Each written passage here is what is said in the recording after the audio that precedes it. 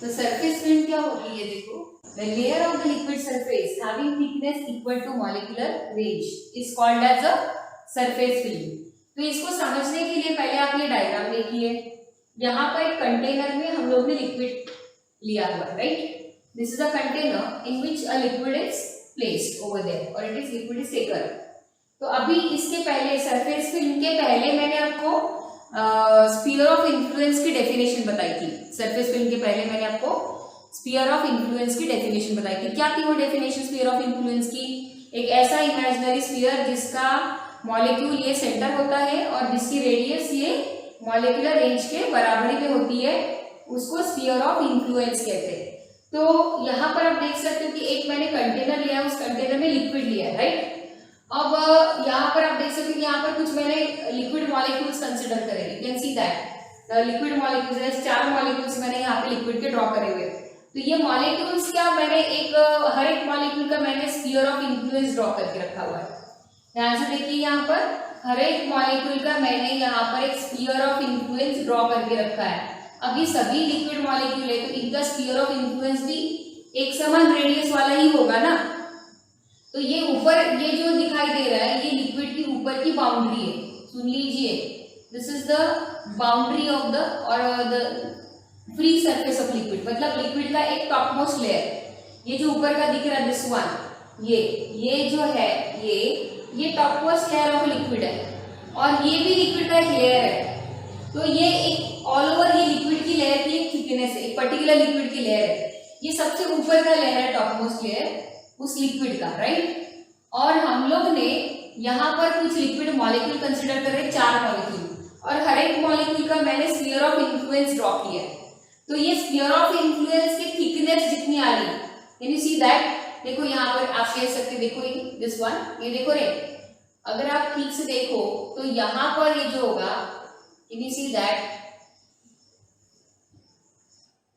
ये देखो यहाँ पर अगर मैं मॉलिक्यूल कंसीडर कर लूँ, यहाँ पे एग्जैक्टली फ्री सरफेस के ऊपर एक काम करते, एग्जैक्टली फ्री सरफेस के ऊपर कुछ मॉलिक्यूल ले लेते।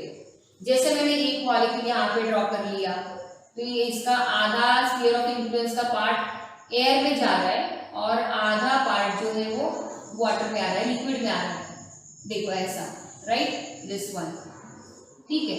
अब ये आधा पार्ट आप देख रहे हैं कि वो ऊपर है, लिक्विड के ऊपर है, मतलब एयर में, और आधा पार्ट जो है वो लिक्विड में अंदर है। तो ये जो आप देख रहे हो कि ये जो बाउंड्रीज है, इधर ये बाउंड्री को मैं जोड़ दूं, ठीक है। कैसा कलर पेन का इस्तेमाल नहीं किया, तो हो सकता है आपको समझने में दिक्कत हो जाएगी। तो ये देखो, मैंने हर एक मॉलिक्यूल का स्फीयर ऑफ इन्फ्लुएंस ड्रॉ कर लिया। अब आप देख सकते हो कि ये जो है, ये इसको क्या बोलते हैं हम लोग? Molecular range. ये क्या है? Molecular range. ये क्या है? Molecular range. ये क्या है? Molecular range. तो ये मॉलिक्यूलर रेंज की थिकनेस वाला, मॉलिक्यूलर रेंज के थिकनेस वाला लिक्विड का लेयर, एक लिक्विड का ऐसा लेयर जिसकी थिकनेस मॉलिक्यूलर रेंज के बराबरी में होती है। ये देखो R, capital R, capital R, capital R, capital R। तो इतने थिकनेस वाला लिक्विड का लेयर, इतने थिकनेस वाला, ये देखो आप देख सकते हो कि ये थिकनेस है, इस थिकनेस, ये थिकनेस, ये थिकनेस, तो ये इतने थिकनेस वाला, कैन यू सी दैट? इतने थिकनेस वाला लिक्विड का लेयर, इसको सरफेस फिल्म कहते हैं। तो ये इतने थिकनेस वाला, तो ये थिकनेस कितनी है? तो ये थिकनेस मॉलिक्यूलर रेंज के बराबरी में। तो एक लिक्विड का ऐसा लेयर, एक लिक्विड का एक ऐसा लेयर जिसका थिकनेस मॉलिक्यूलर रेंज के बराबरी में होता है, उसको सरफेस फिल्म कहते हैं। Surface film, the layer of the liquid surface having thickness equal to molecular range. Liquid के लेयर का एक ऐसा लेयर, लिक्विड के सरफेस का एक ऐसा लेयर जिसकी थिकनेस मॉलिक्यूलर रेंज के बराबरी में होता है, उतने थिकनेस वाले लिक्विड के लेयर को सरफेस फिल्म कहते हैं। ठीक है, एक बार फिर से definition, the layer of the liquid surface, the layer of the liquid surface having thickness equal to molecular range is called as surface film. तो ये हो गई सरफेस फिल्म, इतने थिकनेस वाली। अब इसको थोड़ा मैं बाउंड्री देखो, ये दिस वन, ये लिक्विड का ही एक ऐसा लेयर है, this is a layer of liquid, but whose thickness is equal to molecular range, उसको बोलते हैं सरफेस फिल्म। अगली डेफिनेशन आती है हमारी फ्री सरफेस की। अगली डेफिनेशन आती है फ्री सरफेस। अब फ्री सरफेस क्या है? तो फ्री सरफेस यानी इस लिक्विड का एक ऐसा सरफेस जो कि एयर के साथ कांटेक्ट में है, तो डेफिनेटली वो सबसे टॉप मोस्ट सरफेस होगा। जैसे कि अगर मैं इस कंटेनर में लिक्विड ले लूं और इस कंटेनर में ये लिक्विड की बाउंड्री, ऊपर की बाउंड्री, और यहाँ पे नीचे पूरा लिक्विड भरा हुआ है, तो ये जो बाउंड्री ऊपर वाली, ये इसके ऊपर क्या है? एयर है, राइट। तो ये जो लिक्विड की लेयर है, ये दिस वन, ये जो लिक्विड की लेयर है this one which is in contact with the air, the layer of the liquid surface or the surface of the liquid which is in contact with air is called as the free surface. तर इस ये जो layer आहे या लेयरला म्हणतात, ही वरची जी layer आहे जी की एअर सोबत कॉन्टॅक्ट मध्ये आहे, त्या वरच्या लेयरला फ्री सरफेस म्हणतात. मग सरफेस फिल्म कोणाला म्हणतात? तर सरफेस फिल्म म्हटले सपोज ये जो मैंने वो कुछ वाटर मॉलिक्यूल ड्रॉ कर लिए ऐसे, ये देखो, और इनका स्फीयर ऑफ इन्फ्लुएंस ड्रॉ कर लिया, राइट। अब ये आपको पता है कि जितनी रेंज ऊपर है उतनी रेंज नीचे, तो ये रेंज वाला थिकनेस, तो जितनी रेंज को टच करने वाला एक टैंजेंशियल सरफेस ड्रॉ कर दीजिए, तो इतने रेंज के थिकनेस वाला, ये जो है ना, या फ्री सरफेस से लेके ये सरफेस तक का जो थिकनेस वाला लेयर है उसको सरफेस फिल्म कहते हैं। और फ्री सरफेस किसको कहते हैं? तो ये सबसे जो ऊपर वाला लेयर है जो कि एयर के साथ कांटेक्ट में है, देखो, the topmost layer of the liquid surface which is in contact with the air, that is called as a free surface. तो ये कुछ बेसिक डेफिनेशंस हो गए जो हम आगे की थ्योरी पढ़ने के लिए हमें जरूरी था। तो सबसे पहला हम लोगों ने इंटरमॉलिक्यूलर फोर्स पढ़ा, उसके बाद हमने उसके टाइप पढ़े, कोहेसिव फोर्स और एडहेसिव फोर्स। उसके बाद हमने मॉलिक्यूलर रेंज की डेफिनेशन पढ़ी, उसके बाद हमने स्फीयर ऑफ इन्फ्लुएंस पढ़ा, उसके बाद हमने अगली डेफिनेशन पढ़ी सरफेस फिल्म, और उसके बाद अगली डेफिनेशन पढ़ी है फ्री सरफेस। तो these are the basic definitions which are required for the next theory. तो अगला टॉपिक है हमारा, उसके ऊपर 4 मार्क, अगला टॉपिक उसके ऊपर 4 मार्क का क्वेश्चन आता है कि explain the phenomena of surface tension on the basis of molecular theory.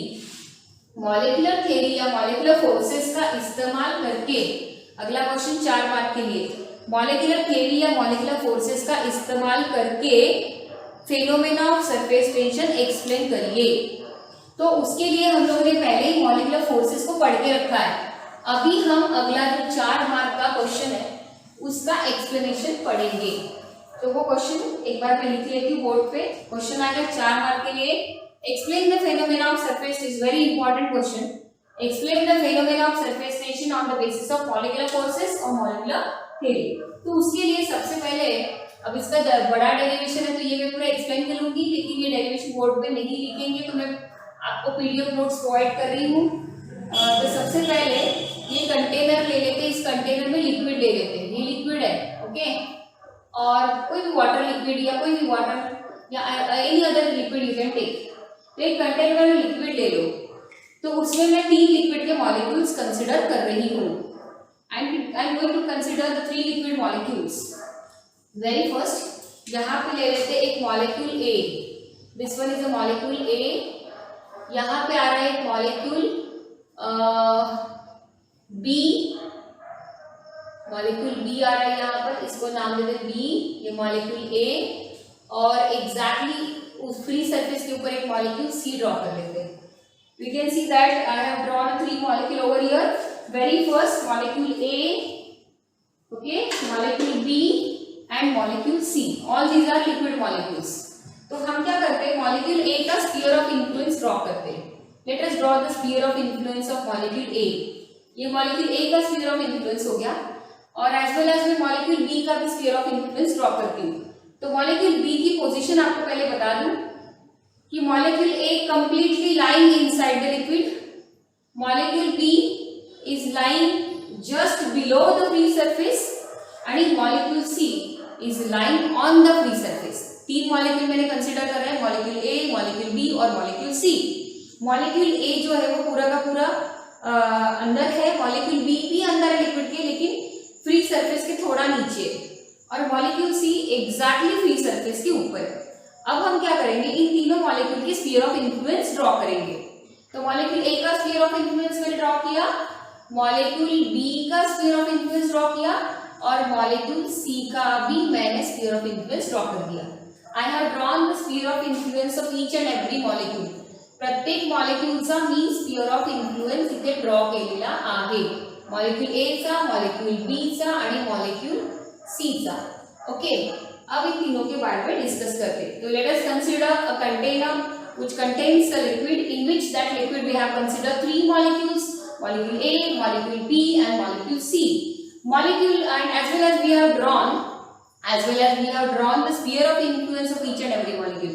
तीनों मॉलिक्यूल के मैंने स्फीयर ऑफ इन्फ्लुएंस ड्रॉ करके रख दिए। तो आप देख सकते हो कि अगर मॉलिक्यूल ए का स्फीयर ऑफ इन्फ्लुएंस आप ऑब्जर्व करें तो पूरा का पूरा यू कैन सी दैट, ये देखो sphere of influence of completely molecule A is inside the liquid. Molecule A का स्फीयर ऑफ इन्फ्लुएंस पूरा का पूरा लिक्विड के अंदर है, ठीक है। और मॉलिक्यूल बी के बारे में बात करें तो मॉलिक्यूल बी का मैक्सिमम पार्ट जो है स्फीयर ऑफ इन्फ्लुएंस का, मॉलिक्यूल बी का स्फीयर ऑफ इन्फ्लुएंस का जो मैक्सिमम पार्ट है वो लिक्विड के अंदर है। ये देखो मॉलिक्यूल बी का maximum part sphere of influence का, मॉलिक्यूल बी के स्फीयर ऑफ इन्फ्लुएंस का ज्यादा से ज्यादा पार्ट पानी के अंदर है और काफी कम पार्ट जो है ये देखो दिस वन, ये पानी के ऊपर मतलब एयर में है। एंड मॉलिक्यूल सी का अगर मैं बात करूं ना तो मॉलिक्यूल सी का आधा पार्ट जो है स्फीयर ऑफ इन्फ्लुएंस का वो पानी के अंदर है, यानी लिक्विड के अंदर है आधा पार्ट, और आधा पार्ट जो है ना एग्जैक्टली हाफ पार्ट वो पानी के बाहर है। The half part of sphere of influence of molecule C is inside the liquid and half part of sphere of influence of molecule C is outside the liquid. Whereas in case of molecule B, the maximum part of sphere of influence of molecule B is inside the liquid and very small part of sphere of influence of molecule B is outside the liquid. And whereas in case of molecule A, the whole part of sphere of influence of molecule A is inside the liquid. Okay. Now let us discuss what happens to each and every molecule. अब हम बात करेंगे molecule A के बारे में। जैसे कि मैंने कहा अगर ये मॉलिक्यूल ए वाटर मॉलिक्यूल है या कोई भी लिक्विड मॉलिक्यूल है तो इधर वाला मॉलिक्यूल भी लिक्विड मॉलिक्यूल होगा, इधर वाला भी, ये वाला भी और ये वाला भी और ये वाला होगा। तो ये सारे इसके भाई भाई है, बोले तो इसके आजू बाजू में रहने वाले सारे लिक्विड मॉलिक्यूल है और वो खुद भी उसी लिक्विड का मॉलिक्यूल है। तो because of cohesive force of attraction ये वाला मॉलिक्यूल जो है ये वाला इसकी बाउंड्री वाला ये भी इसको खींचने की कोशिश करेगा, इधर वाला मॉलिक्यूल भी इसको खींचने की कोशिश करेगा, ये वाला मॉलिक्यूल भी इस मॉलिक्यूल को खींचने की कोशिश करेगा, ये वाला मॉलिक्यूल भी इस मॉलिक्यूल को खींचने की कोशिश करेगा। मतलब molecule A is equally attracted by all the other liquid molecules because of cohesive force of attraction. Molecule A जो है वो अपने स्फीयर ऑफ इन्फ्लुएंस के अंदर रहने वाले सभी लिक्विड मॉलिक्यूल्स की वजह से इक्वली अट्रैक्ट होगा। तो ये वाला मॉलिक्यूल जैसे मॉलिक्यूल ये ए मॉलिक्यूल है तो इधर वाला मॉलिक्यूल इसको इधर खींचेगा, ये वाला मॉलिक्यूल इधर खींचेगा, ये वाला मॉलिक्यूल इधर खींचेगा, ये वाला मॉलिक्यूल इधर खींचेगा। तो all the molecules are trying to attract the liquid molecule A equally in all directions, hence the resultant of all the molecules and the net cohesive force acting on the molecule A is 0. सगळ्या या मॉलिक्यूलला आजूबाजू वाले सगळे molecules त्याच्या sphere of influence मध्ये राहणारे सगळे molecule त्याला इक्वली अट्रॅक्ट करण्याचा प्रयत्न करतात। म्हणून नेट कोहेसिव फोर्स म्हणजे resultant cohesive force acting on the molecule A 0।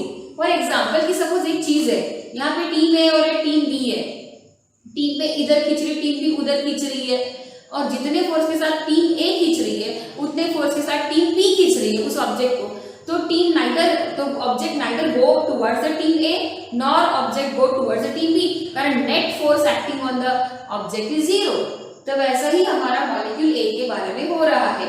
Molecule ए को चारों तरफ से सभी लिक्विड मॉलिक्यूल उसके भाई भाई यानी कोहेसिव फोर्स की वजह से अट्रैक्ट करने की कोशिश कर रहे हैं। तो मॉलिक्यूल ए के ऊपर जो resultant cohesive force acting on the molecule A 0 because the molecule is equally attracted in all direction. तो इसीलिए ये अभी किसी से भी बंधा हुआ नहीं है, इसलिए किसी से बंधा the molecule is free to move anywhere, त्याला कोणीच बांधू शकत नाही कारण की net cohesive force acting on the molecule A 0 आहे, म्हणून तो कुठे पण जाऊ शकतो, तो स्वतः फ्री आहे। ओके, आता आपण मॉलिक्यूल बी बद्दल बोलूया। Let us talk about the molecule B.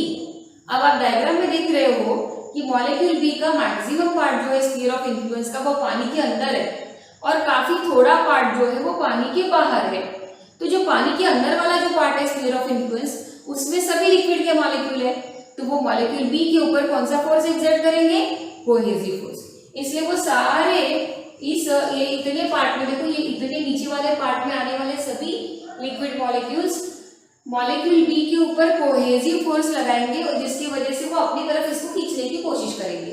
लेकिन ऊपर का जो पार्ट है अपना मॉलिक्यूल बी का स्फीयर ऑफ इन्फ्लुएंस, तो थोड़ा बहुत पार्ट जो चला गया वो कहाँ पे गया है, एयर में। ये कहाँ पे है, एयर में। तो ये एयर मॉलिक्यूल्स बेचारे इस मॉलिक्यूल बी को अट्रैक्ट करने की कोशिश कर रहे हैं, एयर के मॉलिक्यूल्स। ये जो एयर मॉलिक्यूल है वो मॉलिक्यूल बी को थोड़ा बहुत अट्रैक्ट की कोशिश करने की कोशिश तो कर रहे हैं, लेकिन वो एयर मॉलिक्यूल है और मॉलिक्यूल बी जो है वो तुम्हारा वाटर मॉलिक्यूल है। तो जो ज्यादा से ज्यादा पार्ट जो, देखो मैं थोड़ा सा इसको बताने की कोशिश करती हूँ।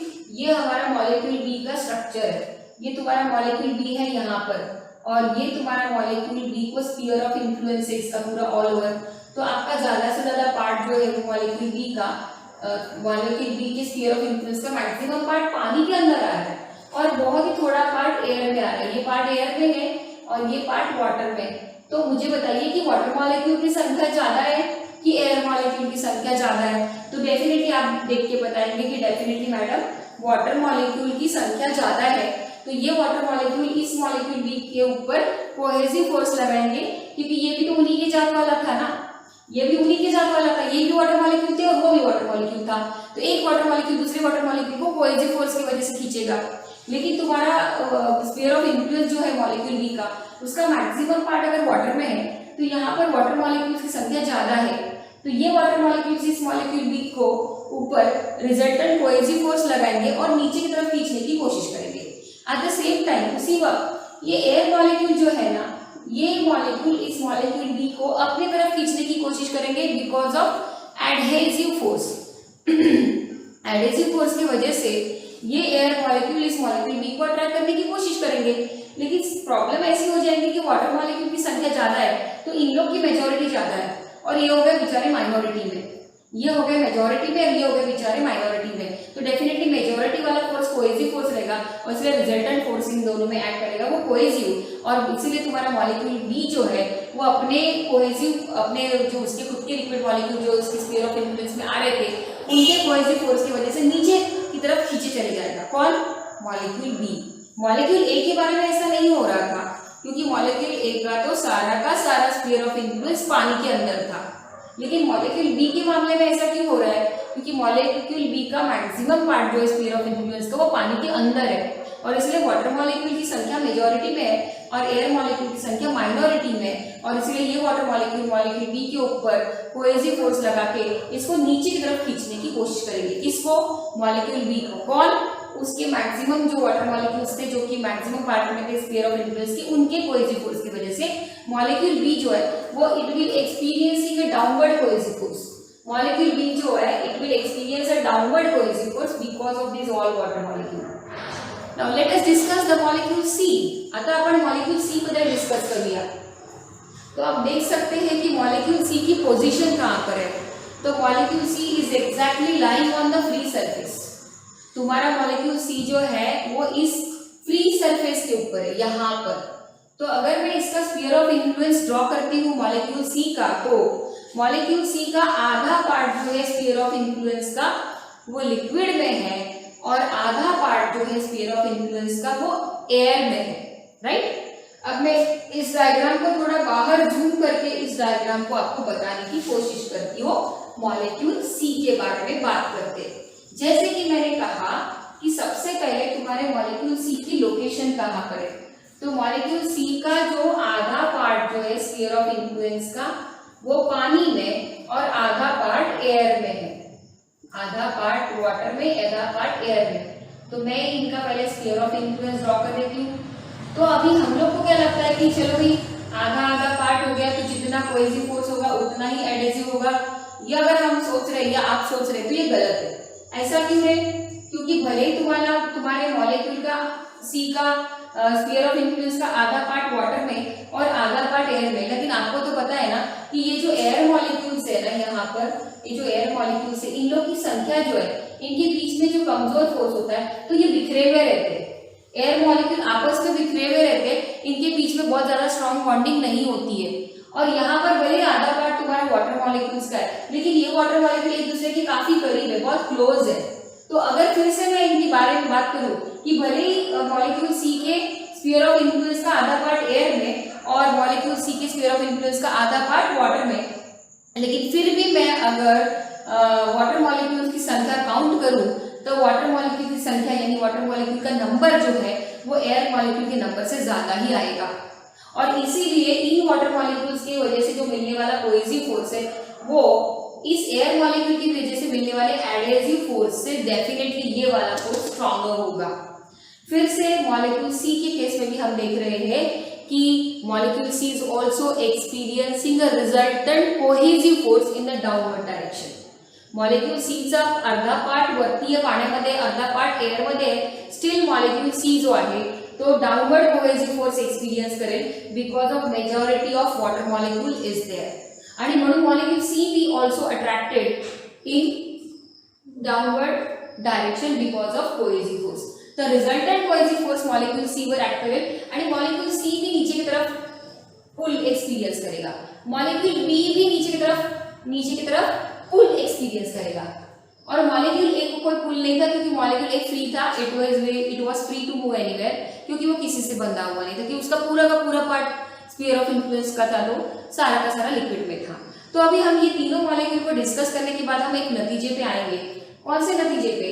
कि हम अगर देखेंगे कि अगर मैं ऐसा करूं कि मॉलिक्यूल सी जो है आपको दिखाई दे रहा है कि ये तो आधा पार्ट अपने मॉलिक्यूल सी का एग्जैक्टली पानी के अंदर है और आधा पार्ट नीचे, तो मैं क्या करती हूँ, ये इतने रेंज वाला एक लिक्विड का लेयर बना देती हूँ। I will draw a layer of liquid having thickness equal to molecular range, जिसको आप लोग सरफेस फिल्म कहते हो।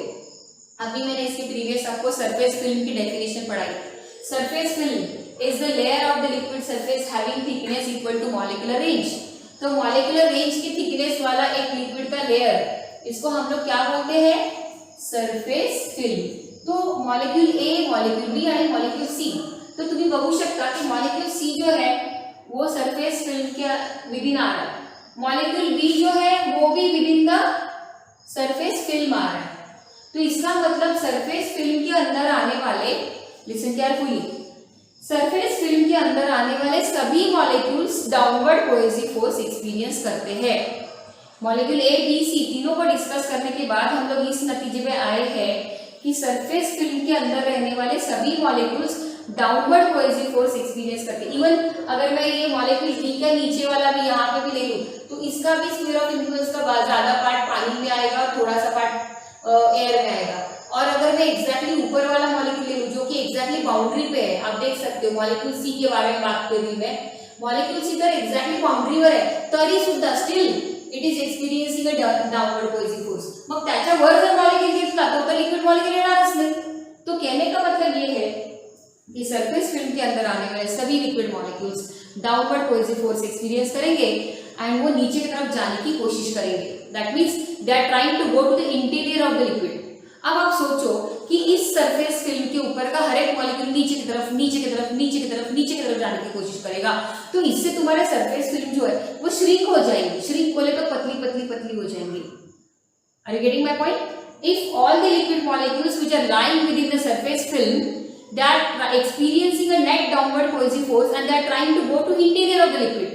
क्या बोल रही हूँ मैं हिंदी में बताती हूँ कि अगर सरफेस फिल्म के अंदर आने वाले सभी लिक्विड मॉलिक्यूल्स अगर डाउनवर्ड कोहेसिव फोर्स एक्सपीरियंस करेंगे तो वो सभी के सभी नीचे जाने की कोशिश करेंगे, क्योंकि वो सभी रिजल्टेंट कोहेसिव फोर्स एक्सपीरियंस करेंगे। तो हर एक मॉलिक्यूल अगर इस सरफेस फिल्म के अंदर का हर एक मॉलिक्यूल अगर नीचे जा रहा है तो फिर बचेगा कौन? तो फिर ये सरफेस फिल्म ऐसा करते करते जो इसकी थिकनेस इतनी है वो श्रिंक हो जाएंगी, पतली हो जाएंगी, and all the molecules which are trying to go to the interior of the liquid and due to that the surface film will shrinks and it will behave like a stretched elastic membrane। So what is meant by stretched elastic membrane? जैसे तुम्हारा balloon वगैरह होता है ना, balloon अगर फटने के बाद उसका जो मेम्ब्रेन होता है बलून का मेम्ब्रेन वो इलास्टिक मेम्ब्रेन होता है। आप उसको जब स्ट्रेच करते तो खींचे जाता है, छोड़ देते तो कॉम्प्रेस होता है, कॉन्ट्रैक्ट होता है। तो वैसे ही तुम्हारी सरफेस फिल्म जो है इसके अंदर का हर एक मॉलिक्यूल नीचे की तरफ जाने की कोशिश करेगा, तो ये सरफेस फिल्म जो कि थिकनेस पर्टिकुलर है वैसे श्रिंक हो जाएंगी and the the number of liquid molecules in a surface film will decrease, और सरफेस फिल्म की नंबर ऑफ मॉलिक्यूल्स की संख्या जो है कम हो जाएंगी, और वो कम हो जाएंगी, ऐसा करते करते सरफेस फिल्म श्रिंक हो जाएंगी, and this shrinked surface film will behave like a stretch elastic membrane, और उसको देखो उसको और भी कॉन्ट्रैक्ट होना है, और भी कॉन्ट्रैक्ट होना है, और भी कॉन्ट्रैक्ट होना है, लेकिन वो कॉन्ट्रैक्ट नहीं हो पा रही क्योंकि एक लिमिट तक ही वो कॉन्ट्रैक्ट हो सकती है। The surface film is trying to shrink itself but it cannot shrink beyond a certain limit. वो जो सरफेस फिल्म है उसके अंदर की हर एक मॉलिक्यूल नीचे की तरफ नीचे की तरफ नीचे की तरफ जाने की कोशिश करेगा, जिसकी वजह से वो सरफेस फिल्म जो है वो श्रिंक हो जाएगी, और लेकिन वो श्रिंक होते होते एक लिमिट तक श्रिंक होगी, उसके बियॉन्ड वो श्रिंक होने की कोशिश करेंगी, लेकिन वो हो नहीं पाएंगी, क्योंकि ऐसा अगर हो गया तो लिक्विड को सरफेस कहाँ से आएगा। तो लेकिन उसको कोशिश तो करना है कि श्रिंक करना है, लेकिन वो एक लिमिट के बियॉन्ड श्रिंक नहीं हो पा रही, so it will behave like under tension. तो ये सरफेस फिल्म जो है, जो कि एक स्ट्रेच इलास्टिक मेम्ब्रेन की तरह बिहेव करेगी, it will behave like under tension.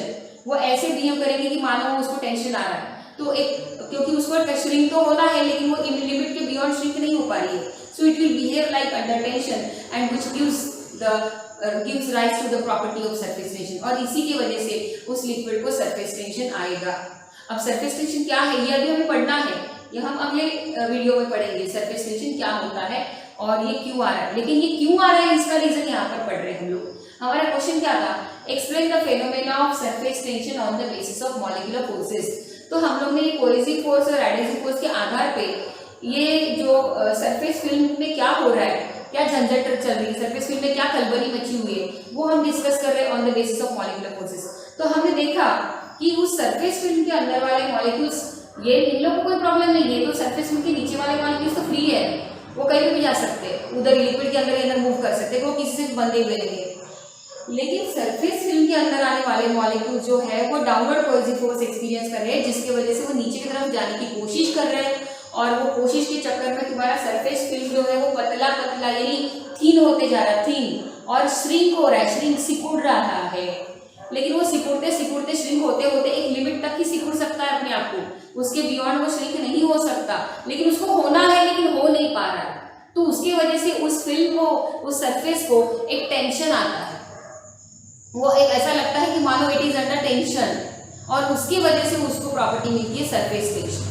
अब ये प्रॉपर्टी क्या होती है ये तो अभी हमने पढ़ा नहीं है, ये हम पढ़ेंगे अभी, लेकिन इसको समझने के लिए मैं एक आपको एग्जांपल दे रही हूँ कि जैसे कि आपको एग्जाम नजदीक आ रही है, पढ़ते जा रहे, इनिशियली आपका जो स्पीड है पढ़ाई करने का थोड़ा स्लो रहता है, बट जैसे जैसे एग्जाम नजदीक आती है तो आपकी स्पीड बढ़ जाती है पढ़ाई की, आपकी फास्ट रैपिड मैनर में आपका पढ़ाई होना चालू हो जाता है। लेकिन जैसे आप दिन काउंट करते हो कि भाई अभी 20 दिन रह गए, 15 दिन रह गए, तो आपकी स्पीड और बढ़ जाती है, लेकिन आपको दिन कम पड़ते हैं, आपको लगता है अभी काश कि और दिन होते कि मैं पढ़ लेता और, लेकिन उस वक्त अपने पास दिन काफ़ी कम होते हैं और पढ़ाई बहुत ज़्यादा बाकी रहती है, हमारी स्पीड बढ़ी है।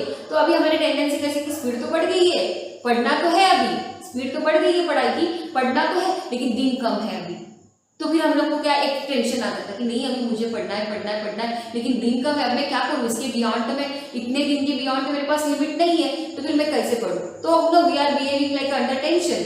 तो वैसे ही तुम्हारा लिक्विड का सरफेस फिल्म है, इसको श्रिंक होना है, लेकिन एक बियॉन्ड लिमिट, वो एक पर्टिकुलर लिमिट तक ही श्रिंक हो सकता है, उसके बाद वो श्रिंक नहीं हो पाता है, तो उसको श्रिंक होना है, उसकी टेंडेंसी आ गई है उसके अंदर श्रिंक होने की, लेकिन एक लिमिट के बियॉन्ड वो श्रिंक नहीं हो पा रहा है, so it is also behaving like under tension and which gives rise to the property of surface tension। तो ये surface tension क्या होता है ये हम इसके अगले वीडियो में कंटिन्यू करेंगे, ठीक है, ओके।